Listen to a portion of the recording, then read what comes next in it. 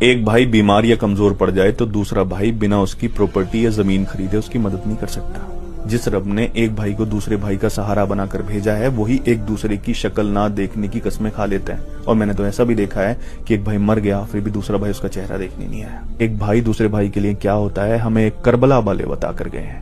جنگ کی پہلی رات، اگلے دن جنگ تھی، اور اس سے پہلی رات جو تھی نا، سب کو بٹھایا حضرت امام حسین علیہ السلام نے، اور سب کو بٹھا کر کہا کہ جس کو جانا ہو وہ جا سکتا ہے، جنگ چھوڑ کر، میرا ساتھ چھوڑ کر جس کو جانا ہو وہ جا سکتا ہے۔ میں یہاں بیٹھے ہوئے سب کو جنت کی بشارت دیتا ہوں، اگر کوئی چھوڑ کر چلا بھی جائے گا تو اس کو جنت مل جائے گی۔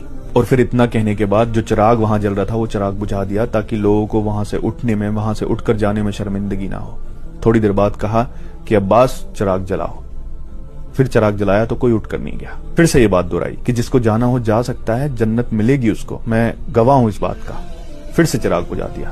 تھوڑی دیر بعد کہا کہ عباس چراغ جلاؤ، یہ 3 بار کیا، کوئی بھی وہاں سے نہیں گیا۔ یہ دیکھیے حضرت امام حسین کو اپنے بھائی حضرت عباس پر یہ بھروسہ تھا کہ سب جا سکتے ہیں، میرا بھائی عباس نہیں جا سکتا، اس لیے بار بار کہا کہ عباس چراغ جلاؤ۔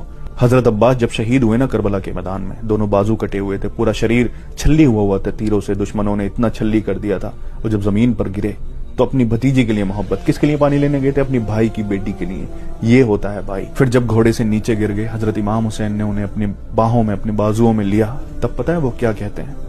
وہ کہتے ہیں کہ بھائی مجھے میرے جسم کو یہیں دفن کر دینا، وہاں لے کر مت جانا، میں شرمندہ ہوں، اپنی بھتیجی کے لیے پانی نہیں لے جا سکا۔ یہ تھا بھائی دوسری بھائی کی اولاد کے لیے۔ اور جب وہ شہید ہو گئے، حضرت امام حسین نے اپنے مبارک چہرے کو آسمان کی طرف اٹھا کر کہا کہ یا رب میری کمر ٹوٹ گئی، یعنی میرا بھائی چلا گیا۔ یہ بتایا کہ ایک بھائی اگر بھائی کا ساتھ چھوڑ کر چلا جائے تو اس کی کمر ٹوٹ جاتی ہے۔ یہ سہارا بھائی کا ہوتا ہے، اور جو سہارا بھائی دے سکتا ہے دنیا میں کوئی اور دے ہی نہیں سکتا۔ لیکن افسوس اس دنیا نے، اس پاور کی ہوس نے، اس دولت نے بھائی کو بھائی کا ہی دشمن بنا دیا ہے۔ میری دعا ہے رب سے کہ کاش لوگ اس رشتے کی اہمیت کو سمجھیں، کیونکہ بھائی دولت، شہرت، مالیت سب سے بڑا ہوتا ہے۔